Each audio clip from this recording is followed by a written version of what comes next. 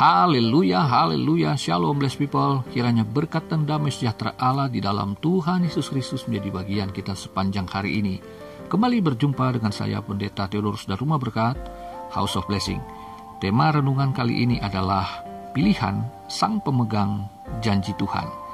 Terambil dari kitab Kejadian pasal 13 ayat yang ke-9.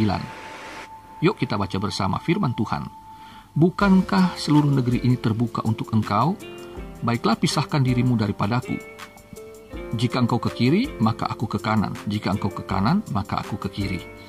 Blessed people, saudara yang terkasih dalam Tuhan, sebelumnya saya telah membahas tentang tema pilihan yang membawa petaka, perspektifnya Lot ya, ketika melihat lembah Yordan di ayat 10 sebagai tanah yang sangat menjanjikan, tanah yang subur.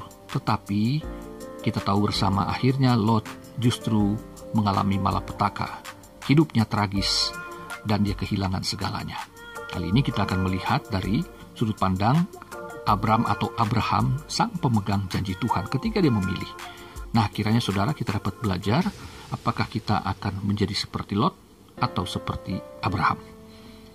Blessed people, kalau kita melihat ya, bahwa Abram ketika dia memberikan kesempatan pertama kepada Lot, ya karena tadinya kan terjadi persaingan sengit antara para gembala Abram dan para gembala Lot. Mereka berseteru. Nah, Abram gak mau ribut, udahlah, kita kan keluarga, lebih baik kita pisah aja. Karena kedepannya nanti memang sekarang baru karyawan yang ribut, lama-lama kita berdua yang bisa ribut kan gitu. Abram sebagai orang tua yang bijaksana kemudian memberikan kesempatan kepada Lot. Ya udah, kamu pilih duluan. Nah, Lot mengambil kesempatan dengan memilih berdasarkan hawa nafsunya.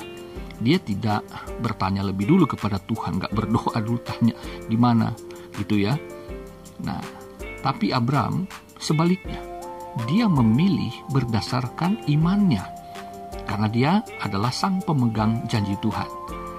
Abram adalah orang yang telah menerima segala yang terbaik dari Tuhan sebelum ia ada di pasal 13 ini. Nah, itu sebabnya kita melihat yang pertama ya, di ayat yang kedua, Abraham ini udah sangat kaya. Dia bukan orang miskin ketika ia melayani Tuhan. Nah, jadi ini tidak benar ya kalau kita mendengarkan khotbah-khotbah bagaimana ikut Tuhan itu bisa jadi kaya secara materi, bahwa ikut Tuhan selalu akan menghasilkan kesuksesan secara materi. Dari ayat 2 kita melihat bahwa hal itu tidak benar, bahwa Abraham motivasinya ikut Tuhan karena panggilan di pasal 12 itu gak ada urusannya dengan kekayaan materi, karena Abraham udah kaya, saudaraku. Nah, jadi jelas ya, di sini seringkali terjadi salah kaprah ketika orang memandang Tuhan itu seperti memandang mamon. Makanya Yesus bilang, kamu harus pilih Allah atau mamon, gak bisa dua-duanya. Tapi orang seringkali milih Allah, tapi sebetulnya Allah itu gambarnya mamon, bukan Tuhan Yesus gitu ya. Nah, saudaraku, yang kedua kalau kita melihat di ayat 3, ayat 4, ayat 18 ya, ketika Abraham dari tanah Negeb ke Betel, lalu dia ke Ai, akhirnya dia ke Mamre ya, dekat Hebron sana. Abraham selalu mendirikan mezbah. Nah, perhatikan saudaraku, setiap Abraham tiba di satu kota, meskipun Abraham dengan rombongannya adalah rombongan orang-orang kaya, Lot juga kaya, saudara. Kalau saudara baca di ayat yang kelima, Abram pertama-tama adalah hatinya bukan untuk melihat peluang bisnis. Pikirannya nggak ke sana, jadi dia bukan tujuan untuk investasi dulu. Pertama-tama Abraham selalu mendirikan mezbah bagi Tuhan. Artinya dia ingin selalu ketika dia tiba di suatu tempat yang asing, tempat yang baru, yang warganya dia nggak kenal, maka yang pertama-tama adalah dia mencari petunjuk Tuhan.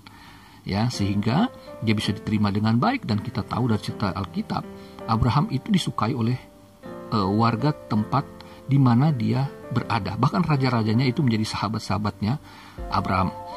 Nah, saudaraku, bagaimana dengan kita? ketika kita sampai di suatu tempat, apalagi kalau kita punya modal, lalu yang terpikirkan oleh kita selalu bagaimana kita investasi. Ya, pertama-tama datang kita langsung pikirnya cuan.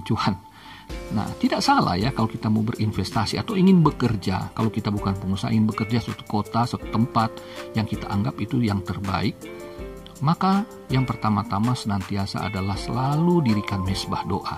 Selalu kita mengutamakan di dalam hati, di dalam tempat tinggal kita adalah rumah bagi Tuhan, rumah persekutuan kita dengan Tuhan sebelum kita melihat ada peluang apa di kota itu, ada pekerjaan apa, ada bisnis apa yang bisa saya lakukan di kota itu. Tapi cari Tuhan untuk memohon petunjuknya, sehingga ketika memilih gak seperti Lot, tapi seperti Abram, karena Lot memilih berdasarkan hawa nafsu yang dia lihat potensi besar, ternyata itu malah petaka untuk jangka panjangnya. Nah, saudara, yang ketiga kita melihat ayat 5-8, Lot adalah keponakan Abram. Bapaknya Lot itu almarhum adalah kakaknya dari Abraham. Mereka berdua punya bisnis yang sama, tapi Abram gak pernah lihat Lot sebagai saingan. Ia selalu menganggap Lot adalah keluarga, bukan pesaing. Nah, saudaraku, dalam dunia bisnis, dalam dunia kerja, bahkan di perusahaan kita karyawan pun adalah persaingan-persaingan. Bahkan dalam dunia gereja, pelayanan gereja, organisasi gereja selalu ada persaingan sih. Tetapi mari kita belajar memiliki hati pikiran seperti Abram, bahwa kalau kita ada di lingkungan sesama orang beriman, maka itulah saudara kita, keluarga kita. Ya, di sini kita melihat Abram tidak ingin menyingkirkan Lot karena dia bukan pesaing. Nah, banyak orang Kristen ketika berusaha, bahkan bekerja, bahkan di dunia gereja, saling sikut, saling jegal supaya orang lain gak maju, usahanya gak maju, karirnya gak maju, pekerjaannya bisa mengalami kerugian, kegagalan, kebangkrutan kalau perlu. Jahat ini, saudaraku. Kita harus memiliki hati pikiran seperti Abraham. Meskipun taruh katalah bisnis itu memang ada persaing karena namanya ada usaha yang sama di dekat kita, ya itu kompetitor lah, seperti Alfamart, Indomaret kan gitu. Tetapi hati kita nggak boleh ingin menjegal, itu maksud saya. Ya, ada seorang jemaat di kota Malang, Jawa Timur, ketika saya praktik di sana dulu, seorang jemaat berkata kepada saya kesal sekali dengan tetangga yang di depan itu. Loh, kenapa om? Itu bang, saya sudah tahu, saya buka toko, dia buka toko juga yang sama, toko sembako, dia buka toko sembako. Gimana sih? Itu sama-sama orang Kristen, saudaraku. Tapi dia menganggap bahwa usaha di depan dia akan menghancurkan usahanya. Saudaraku, saya pikir ini terlalu cetek ya. Kita tidak melihatnya dengan iman, tapi hanya melihatnya berdasarkan mata bisnis dan persaingan semata. Saya punya pengalaman ditinggal di satu tempat di mana ada Indomaret yang cukup besar, sampingnya ada toko sembako punya Pak Haji. Hidup yang punya toko Pak Haji nggak sepi, tetap rame. Indomaretnya rame banget, tapi toko Pak Haji tetap rame. Seorang haji nggak merasa bahwa Indomaret telah menyingkirkan dia. Tidak, dia punya pelanggan sendiri, saudaraku. Jadi kita juga demikian kiranya ya. Kalau seorang haji mampu melihatnya demikian, maka kita pun sebagai pemegang janji harus melihat bahwa kalau kita bekerja, kita berusaha, pasti ada kompetitor. Tapi jangan jegal mereka, jangan. Abraham memberikan pilihan, bukan dia ingin mengusir Lot, tetapi dia tidak ingin bertengkar. Dia menghindari pertarungan, bukan pertarungan bisnis ya, tapi pertarungan yang tidak sehat mengakibatkan pertarungan fisik. Nah, saudaraku, jadi tidak ingin ada kebencian dari hati. Itu poinnya. Lalu yang keempat kita melihat Abraham di ayat 9, dia orang rendah hati, saudara. Dia memberikan kesempatan kepada Lot, padahal dia yang tua. Artinya Abram tidak takut kehilangan. Ya, jadi dengan pilihan Lot, sesungguhnya Abraham dapat apa, saudara? Ketika Lot sudah memilih yang terbaik, lembah Yordan, maka yang tersisa ini apa? tempat yang gak sesubur itu. Artinya bahwa Abraham kelihatan kayak orang bodoh, saudara, kayak orang dungu. Tetapi perhatikan baik-baik bahwa apa yang dipilih berdasarkan hawa nafsu seperti Lot bukan hanya menghancurkan usahanya pada jangka panjang, tetapi menghancurkan hidupnya dan keluarganya. Tragis sekali hidupnya Lot. Saudaraku, kita juga harus demikian, ya. Kita dalam memberikan keputusan harus memilih berdasarkan iman dan berpegang pada janji Tuhan. Jangan terburu-buru dibawa nafsu, jangan keduluan orang, dia dapat tempat yang strategis, saya enggak, dia cuan, saya bisa rugi. Tidak, saudaraku, ya. Perlu mengamatkan, perlu kita cerdas, kita cerdik, ya. Tetapi jangan punya motivasi seperti yang tadi, ya, motivasi yang salah. Bersaing sehat, silakan, tetapi jangan kita rebut-rebutan sampai sikut menyikut, menjelek-jelekkan supaya dia nggak dapat posisi itu, nggak dapat tempat itu, nggak dapat ruangan itu, ya, lokasi strategis dan sebagainya. Pegang janji Tuhan.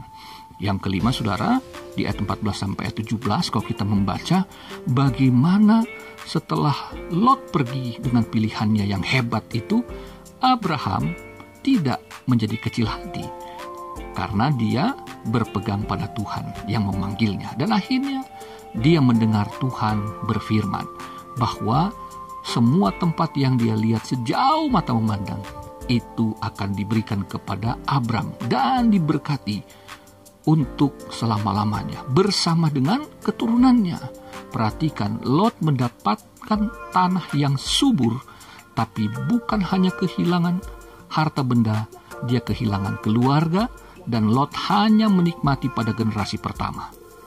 Lot tidak menikmati berkat keturunan. Tidak ada keturunannya yang menikmati kelimpahan seperti Lot. Tetapi Abraham memiliki keturunan yang sampai hari ini kita tahu sebagai bangsa Israel yang diberkati dan disegani, dihormati oleh seluruh dunia. Kiranya saudara dapat memahami ini. Ingat, pegang janji seperti Abraham ketika saudara memilih. Abraham melihat di mana ada Tuhan, di situ ada hadirat dan penyertaan Tuhan, perlindungan Tuhan bagi hidupnya. Di mana ada Tuhan, berarti tanah yang gersang akan berpotensi subur. Di mana ada Tuhan, bahwa alam yang kelihatannya tidak berpihak, tetapi Tuhan akan mengubahnya karena Tuhanlah sumber dari potensi alam, sumber dari segala berkat, sumber daripada keberhasilan. Kiranya Tuhan memberkati saudara. Selamat beraktivitas, selamat bekerja. Tuhan Yesus mengasihimu dan memberkatimu. Haleluya, blessed people.